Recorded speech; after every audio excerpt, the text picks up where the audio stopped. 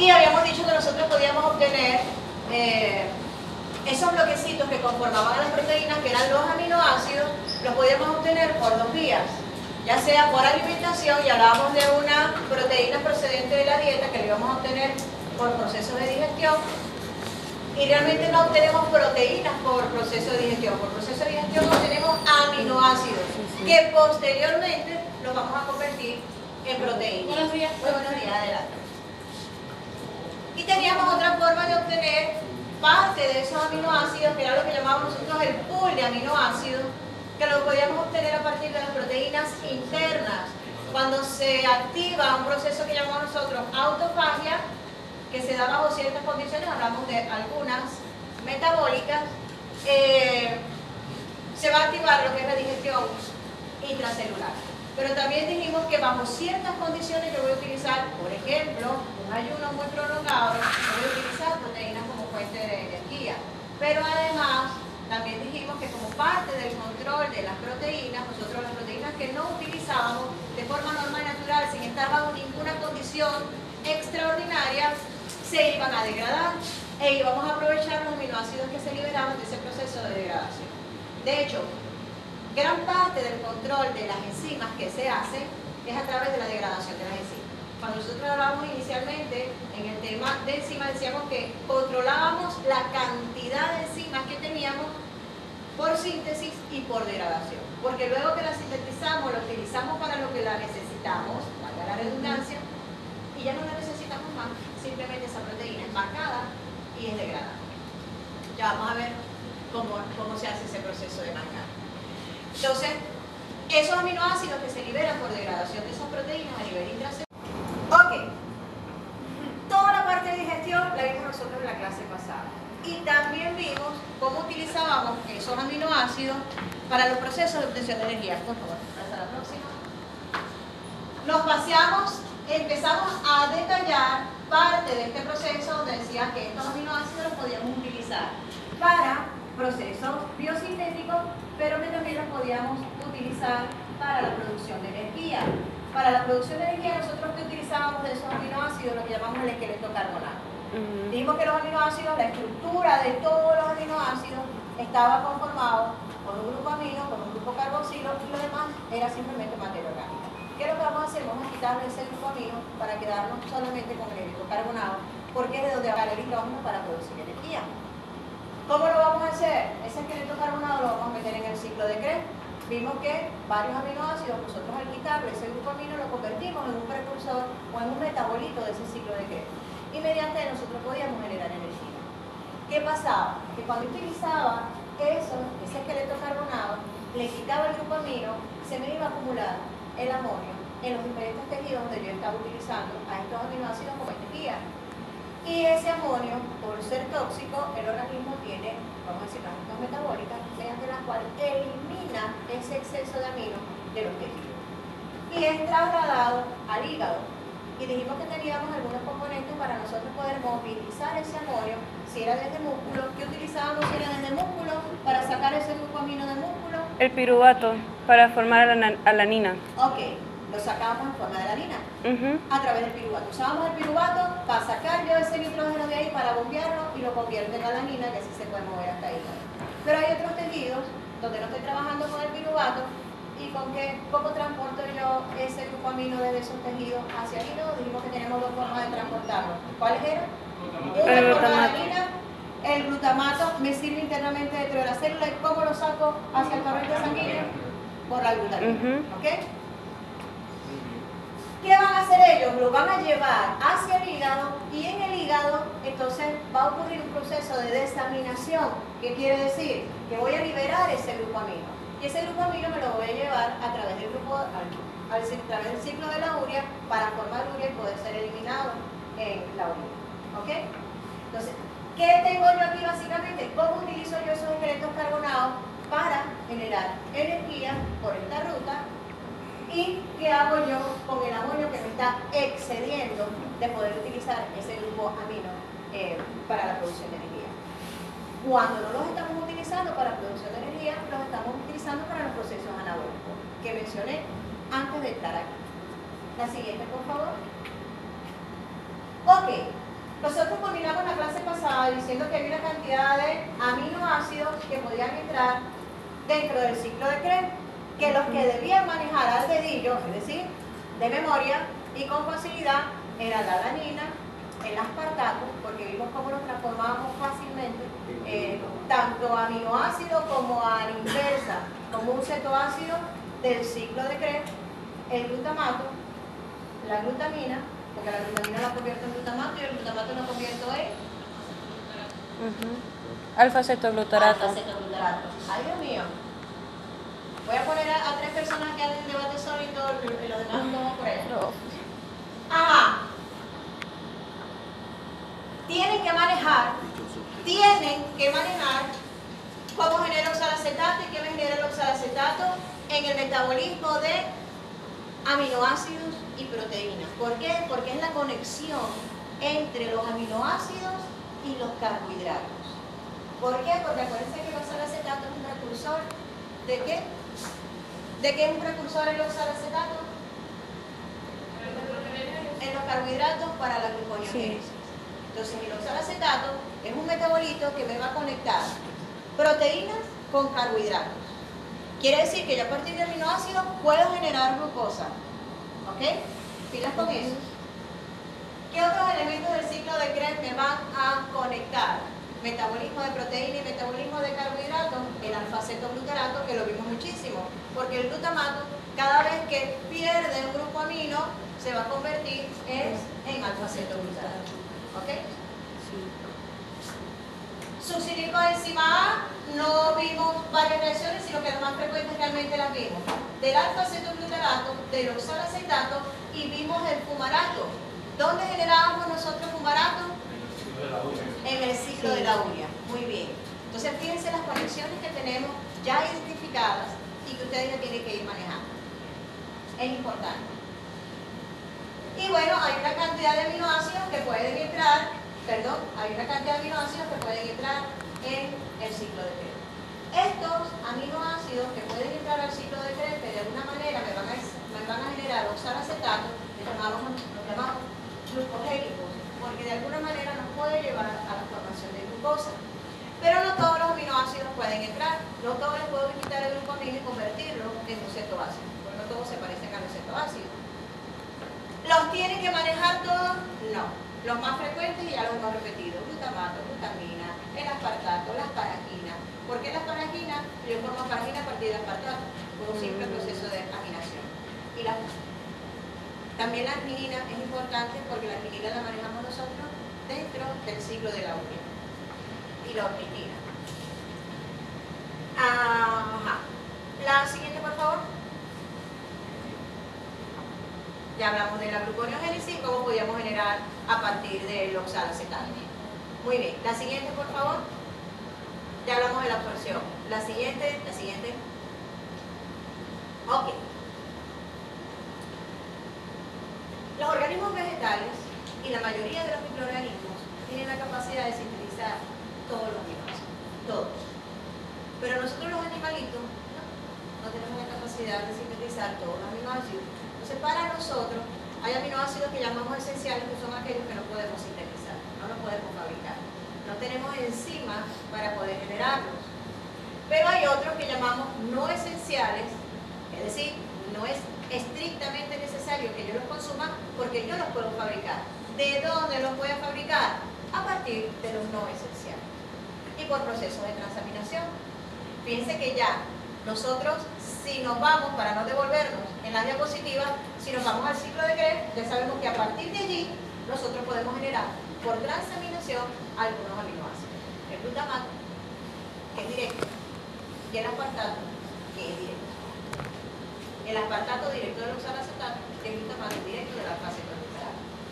Entonces, hay aminoácidos que sí podemos construir y aminoácidos que no podemos construir y son necesarios, estrictamente necesarios, para poder vivir, porque nuestras proteínas utilizan 20 aminoácidos. Y fíjense que son menos los que fabricamos que los que realmente no fabricamos. Estoy hablando de los organismos animales. Acuérdense que vegetales y microorganismos sí tienen la capacidad de generarlo todo. De hecho, por eso son tan importantes los microorganismos para los rumiantes, porque la dieta del rumiante es principalmente carbohidratos complejos, muy complejos, que por fermentación los van a, vamos a decir, a degradar. O sea, no solamente que vamos a tener precursores para la gluconeogénesis, sino que los microorganismos tienen la capacidad de lo que está consumiendo el animalito, poder transformarlo todo en aminoácidos. Quiere decir, y en todos, los esenciales y los no esenciales. Entonces los microorganismos le van a dar una ventaja a este rumiante. ¿Por qué? Porque le va a brindar todos los aminoácidos, los que tienen la capacidad del rumiante de producir y los que no. Los esenciales y los no esenciales. Por eso también es tan importante la microbiota. ¿De qué manera? Bueno, parte de esa microbiota cuando pasa del rumen hacia el resto, a los gomazos, va a ser ya el intestino, entonces va a ser digerida ya esa proteína. Los microorganismos van a pasar por lo que queda del alimento. Y es entonces lo que va a utilizar el rumiante para poder absorber sus aminoácidos. Ok, nosotros tenemos aquí, dentro de los aminoácidos esenciales, tenemos los dos aminoácidos que tienen azufre, la metionina y la cisteína. Metionina, leucina, isoleucina, lisina, valina, treonina, fenilalanina, tirosina. La tirosina está marcada en amarillito, ¿por qué? Porque nosotros tenemos la capacidad de producirla, pero para producirla necesitamos estrictamente la fenilalanina.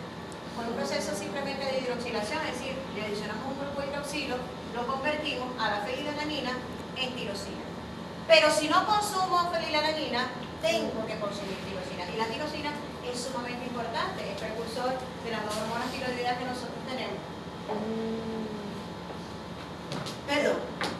Triptofano, treonina, histidina y cisteína son de los esenciales, los que debemos consumir. Los que nosotros tenemos la capacidad de generar, alanina, el aspartato, del oxalacetato. La asparagina a partir de una transaminación del aspartato. La tirosina por hidroxilación de la fenilalanina. El glutamato, de todas maneras lo vamos a ver, pero ya hay unos que tienen que manejar. ¿El glutamato de dónde? Alfa-cetoglutarato. Transaminación del alfa-cetoglutarato. La glutamina, De transaminación del glutamato. serina, glicina y prolina son las que tienen un procesito que vamos a ver nosotros ahora. Entonces, ¿qué vamos a manejar nosotros? ¿Cuáles son los aminoácidos que sí podemos construir? Anteriormente, en los grupos anteriores, yo hacía un paneo, pero nada más para que lo visualizaran, pero lo que hacía era enredarlo, porque son procesos un poquito complejos para la formación de los aminoácidos esenciales. Como los organismos animales no lo hacemos, entonces no los voy a mostrar, pero principalmente lo que hacen son procesos de transaminación, reducción y carboxilación para poder generar estos aminoácidos. ¿Ok? La siguiente forma. Ok, para los que no lo recuerdan y le refrescamos la memoria, a partir de los oxalacetatos, a través de un proceso de transaminación, a partir de una aspartato aminotransferasa, yo les dije que me buscaran cuál era la vitamina que era precursora de quienes se encargan de transferir los grupos aminos. ¿Lo buscaron? B6. El piridoxalfosfato. ¿Por qué le dices a ella? Porque te lo diga ella. El problema es que no lo vas a tener, puede ser que la tengas helado en el examen, pero no te puede dar. ¿Cuál es? La B6. La B6, el piridoxal. Ok. Ese oxalacetato, cuando se le incorpora un grupo amino, se convierte en el aspartato. Y el aspartato también me puede generar asparagina a través de la asparagina sintetasa, donde el glutamato le va a incorporar un grupo amino.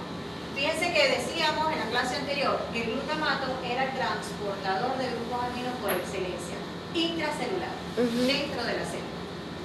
Quien le va a quitar o a dar es principalmente el glutamato, a cualquier otro cetoácido o a cualquier otro aminoácido, ya sea que le vaya a quitar o que le vaya a incorporar.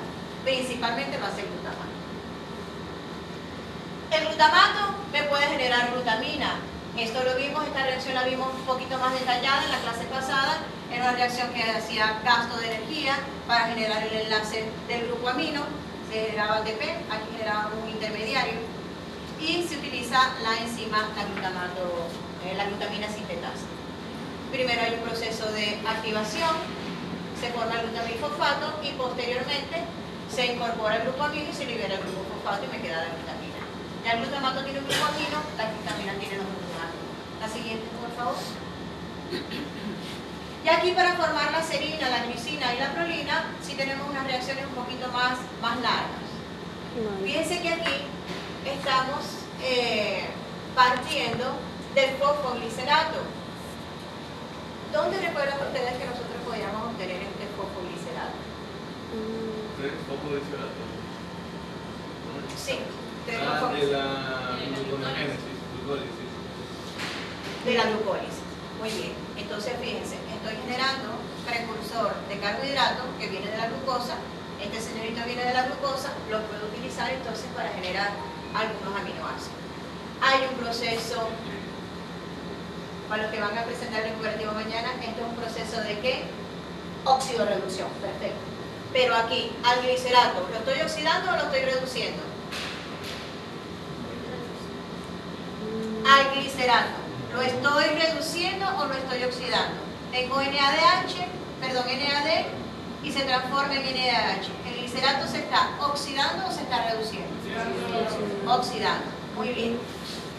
Se oxida el glicerato, se me forma el hidroxipiruvato. El hidroxipiruvato a través del glutamato se le transfiere un grupo amino y me forma la fosfoserina. Esa fosfoserina se hidrata y me va a convertir, a través de una fosfatasa, me va a convertir esa fosfoserina, pierde el grupo fosfato y me va a quedar como serina. La serina, utilizando el tetrahidrofolato, que es el ácido fólico, sumamente importante el ácido fólico, no solamente participa aquí metabólicamente, pero lo estamos viendo nosotros aquí en bioquímica por primera vez.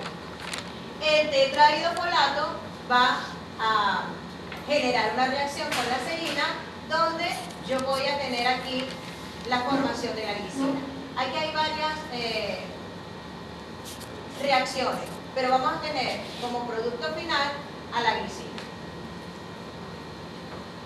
Así, ahí se le transfiere un grupo metilo, pero no nos vamos a complicar.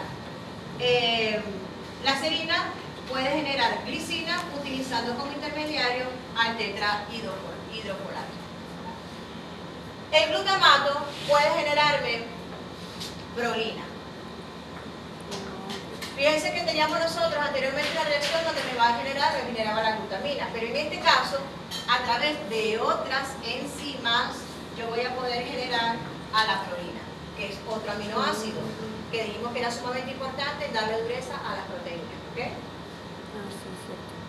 Glutamato. Glutamato, primero el fosforilado es activado y me forma el glutamilfosfato. Ese glutamilfosfato, en este caso es todo lo contrario, se va a oxidar y me va a generar el glucemialdehído. Ese glucemialdehído es el que me va a generar por un proceso nuevamente de reducción y oxidación y nadie me corrigió. Reducción y reducción. A través de un proceso de reducción me va a generar la prolina. Pero fíjense que realmente del glutamato a prolina sí se me genera un compuesto que es un poquito más complejo porque es un compuesto cíclico. La siguiente. Bueno, debía venir la hidroxilación de la fenilalanina. Es un proceso sencillo. Simplemente hay una hidroxilación de la fenilalanina y se convierte en tirosina. Fíjense, nosotros habíamos hablado que los aminoácidos, además de... ¿Por qué no vemos la síntesis proteica? Porque la síntesis proteica toca una parte de la bioquímica que es la biología molecular. Nosotros vamos a ver síntesis proteica cuando veamos ácidos nucleicos y vamos a ver cómo ocurre la síntesis proteica. Es un proceso que vemos aparte porque tiene su nivel de complejidad. Lo vamos a ver cuando veamos ácido nucleico. Pero la síntesis de estos otros elementos que también son sumamente importantes, cuyos precursores de estos elementos son los aminoácidos, realmente son procesos biosintéticos no tan complejos. La glicina tiene la capacidad de formarme los precursores de los grupos hemo, de la hemoglobina, las porfirinas de los citocromos, en el caso de las plantas de la clorofila. La clorofila tiene una estructura muy similar a la de la hemoglobina. Entonces quiere decir que es un aminoácido sumamente importante para la naturaleza. Glicina. La glicina es precursor de los grupos hemo, también de los pigmentos y de las biliares. Arginina. La arginina, por un proceso sencillito de descomposición de la arginina, me va a generar el óxido nítrico. La tirosina, fíjense que dijimos que era uno de los aminoácidos más importantes, los podíamos generar a partir de la fenilalanina. Va a encargar no solamente que me va a generar la dopamina, la noradrenalina y la adrenalina, sino que las hormonas tiroideas también. El glutamato es precursor de un neurotransmisor, el aminobutirato, que llamamos el GABA. Es un inhibidor. El triptofano de la serotonina. Y de la histidina, el nombre es muy parecido, de las histaminas. ¿Quién sabe qué son las histaminas?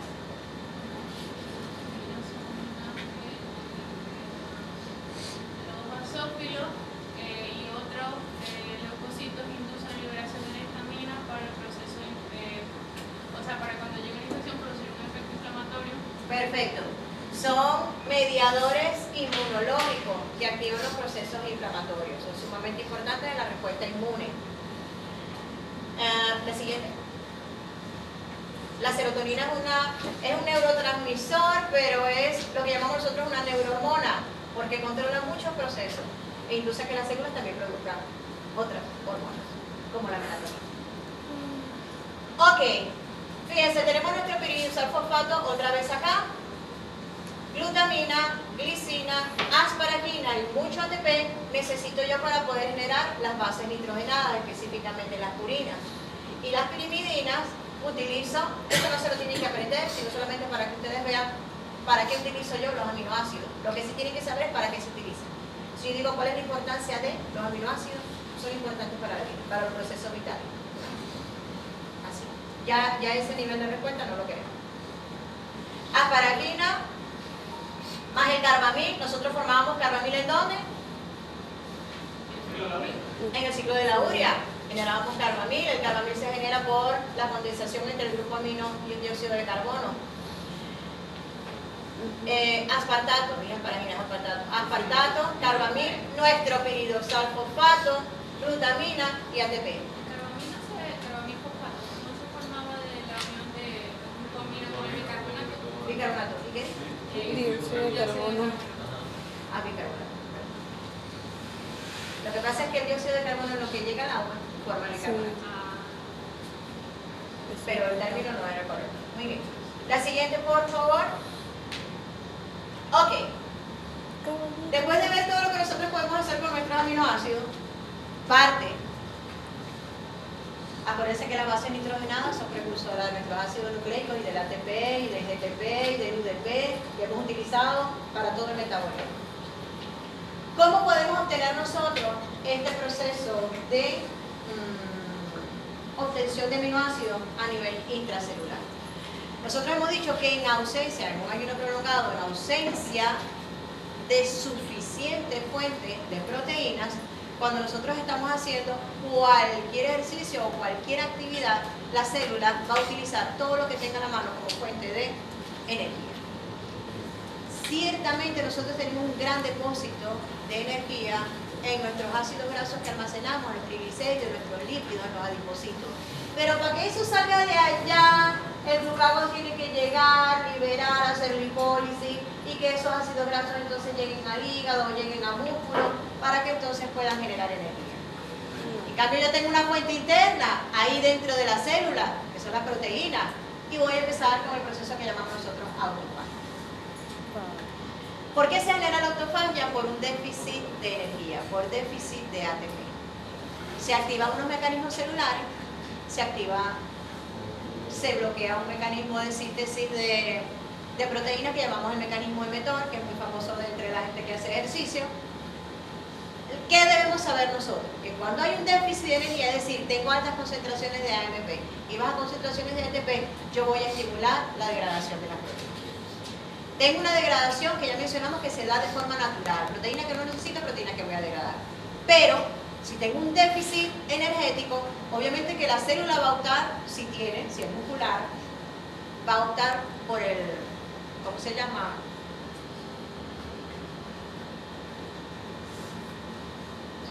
El glucógeno.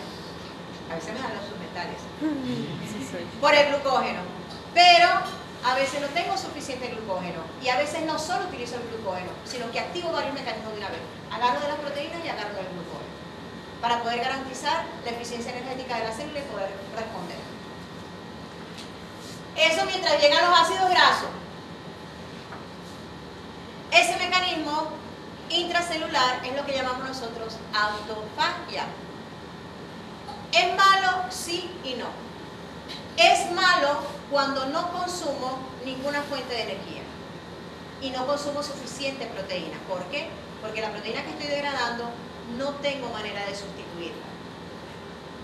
Entonces, yo tengo que garantizar también una fuente de proteína. ¿Cómo utilizo yo esas proteínas? Vamos a ver cómo las utilizamos a nivel intracelular. Ya yo decidí, la célula decidió que como no tiene ATP, va a marcar algunas proteínas a las que tenga más fácilmente a la mano para entonces poder degradarlas y obtener energía a partir de los esqueletos carbonados. ¿Ok? Tenemos dos sistemas. Un sistema donde ocurre una digestión dentro de los lisosomas y depende de los lisosomas, y tenemos una digestión que se da a nivel citoplasmático que depende de unos complejos que llamamos ubiquitin proteosoma o proteasoma, con A, no proteosoma, sino proteasoma. Este proceso de ubiquitin es el que me facilita el marcaje de las proteínas que yo voy a degradar. Normalmente este marcaje se da cuando hay proteínas que ya no necesito. Como control celular, las enzimas que debo degradar, muchas veces yo lo que activo es un sistema ubiquitin proteosoma, un complejo que me va a marcar entonces a la proteína que ya no voy a necesitar para entonces poder ser degradada. La siguiente, por favor. El sistema del lisosoma tiene dos funciones. Puede degradar proteínas internas, pero también puede degradar proteínas extracelulares.